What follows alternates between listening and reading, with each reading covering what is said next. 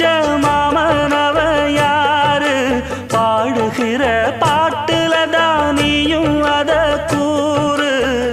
யாரிடத்தில் உன் மனசு போச்சு நூல போல உன் உடம்பு ஆச்சு